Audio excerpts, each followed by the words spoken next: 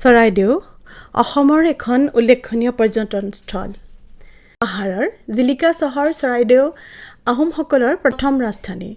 পোৱা যায় যে স্বৰ্গদেউ চাওলুং চুকাফাই পাটকাই পাহাৰ বগাই চৰাইদেউত বাহৰ পাতিছিল। চৰাইদেউৰ প্ৰাকৃতিক সৌন্দৰ্যত মুগ্ধ হৈ চাওলুং চুকাফাই চেৰাইদেউ নামকৰণ কৰি ৰাজধানী পাতিছিল। এই চেৰাইদেউয়ে পিছলৈ চৰাইদেউৰ নামেৰে প্ৰখ্যাত হয়। চেৰাইদেউ মানে পাহাৰৰ জিলিকা চহৰ। এই জিলিকা চহৰে যেন নিজৰ নামটোৰ দৰে অসমক বিশ্ব দৰবাৰত জিলিকাই তুলিলে।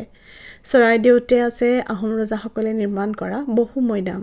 গৌৰৱৰ কথা এই যে এই ঐতিহ্যমণ্ডিত মৈদামবোৰৰ বাবে চৰাইদেউৱে বিশ্ব ঐতিহ্য ক্ষেত্ৰ হিচাপে স্বীকৃতি পাইছে, লগতে অসমৰ সাংস্কৃতিক ঐতিহ্য বিশ্ব দৰবাৰত চিনাকি কৰিবলৈ সক্ষম হৈছে।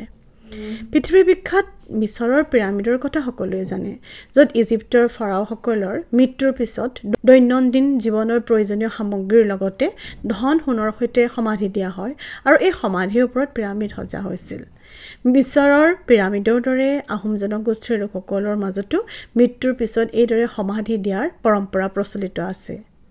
এই সমাধিবোৰক মৈদাম বুলি কোৱা হয়। আহোম ৰাজ শাসনৰ 600 বছৰীয়া সোণালী ইতিহাস বহন কৰি আহিছে এই ঐতিহাসিক চৰাইদেউ মৈদামে।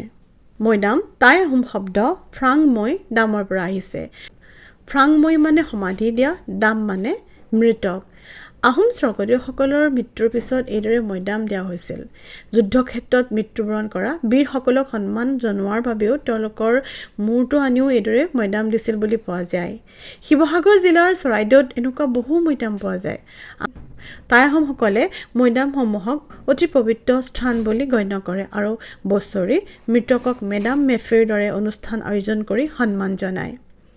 মৈদাম প্ৰথাৰ বিষয়ে চাংৰুং ফুকন বুৰঞ্জীত পোৱা যায় যে আহোম ৰজাসকলে মৈদামৰ সুৰক্ষাৰ আৰু নিৰ্মাণৰ বাবে চাংৰুং ফুকন আৰু মৈদাম ফুকন বুলি পদসমূহ সৃষ্টি কৰিছিল। আন কাম যেনে মৈদামৰ পহৰা দিবলৈ মৈদমীয়া বুলি এটি ফৈদ বনোৱা হৈছিল।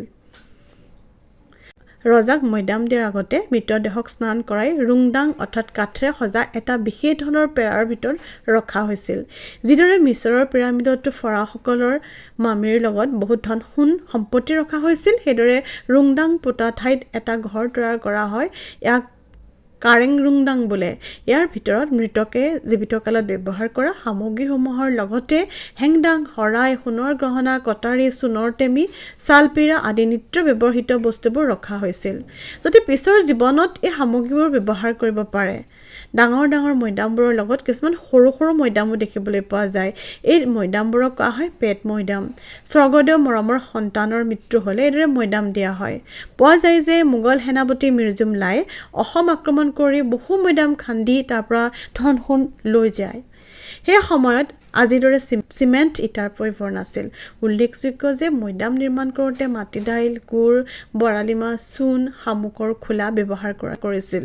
পোৱা যায় যে আহোম স্বৰ্গদেউ চাওলুং চুকাফাক চৰাইদেউ প্ৰথমে সমাধি দিয়া হৈছিল।